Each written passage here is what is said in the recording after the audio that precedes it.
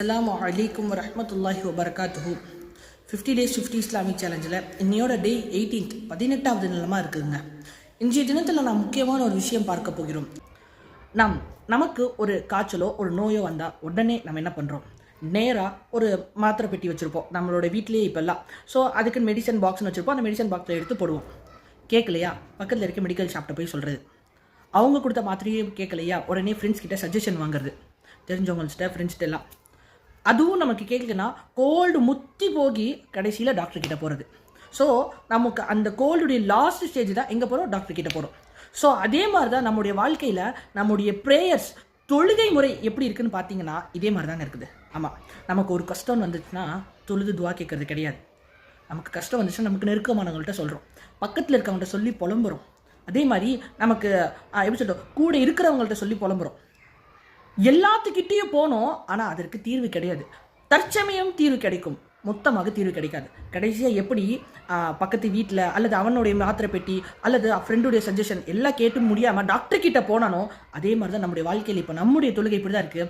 பக்கத்தில் சொந்தமாக இருக்கிறவங்க, நெருக்கத்தில் இருக்கிறவங்க, நண்பர்கள் எல்லாத்துக்கிட்டையும் நம்மளுடைய கஷ்டத்தை ப்ராப்ளம்ஸை ஷேர் பண்ணுறோம். தற்சமயத்தில் ஒரு தீர்வு தான் கிடைக்கும், நிரந்தர தீர்வு கிடைக்காது. கடைசியாக நம்மளுடைய தொழுகை அல்லாஹ்வுக்கு போய் நிற்கும்.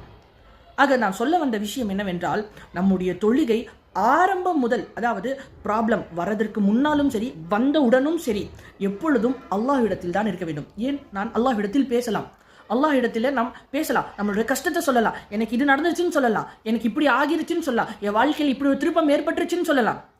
ஆம், எது வேணாலும் நான் அல்லாஹ்விடத்தில் முதலில் சொல்லிவிட்டு பிறகுதான் மற்றவர்களிடத்தில் நாம் சொல்ல வேண்டும். நம்முடைய ப்ராப்ளம்ஸ்க்கு அல்லாஹ்னால தான் முழுமையான தீர்வு தர முடியும். எனவே ப்ரேயர்ஸ், நம்முடைய தொழுகைகள் இப்படி தான் இருக்கிறது. நபி ஸல்லல்லாஹு அலைஹி வஸல்லம் அவர்கள் கூறியிருக்கிறார்கள், ஒரு செருப்பு வார் பிஞ்சாலும் இல்லது ரொம்ப சீப்பஸ்ட்டாக இருக்கக்கூடிய உப்பு வேணும்னாலும் நீங்கள் அல்லாஹ் தஆலா இடத்துல கேளுங்கன்னு சொல்லியிருக்காங்க. அன்றைய காலத்தில் சஹாபாக்கள் அப்படிதான், அவங்க வீட்டில் சாப்பாடு இல்லை உடனே தொழுதுட்டு வருவாங்க. அவங்களுடைய தொழுகை சரி இருக்கான்னு சொல்லிட்டு சரி பார்த்துட்டு வருவாங்க.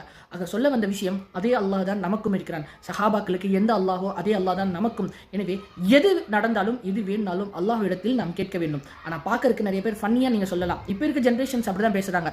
என்னங்க இதெல்லாமா அல்லாஹ் கிட்ட சொல்லுவா? நான் அல்லாஹ் எடுத்த பேசுவேன். Take the all the matters to Allah. எல்லா விஷயங்களும் அல்லாஹ் தஆலா இடத்தில் எடுத்துகிட்டு போங்க. உங்களுடைய வாழ்க்கையில் இந்த சின்ன விஷயத்தை மாற்றி பாருங்கள், பெரிய பலன் கண்டு கொள்வீர்கள். அடுத்த எபிசோடில் சந்திக்கலாம். அஸ்ஸலாமு அலைக்கும் வரஹ்மத்துல்லாஹ்.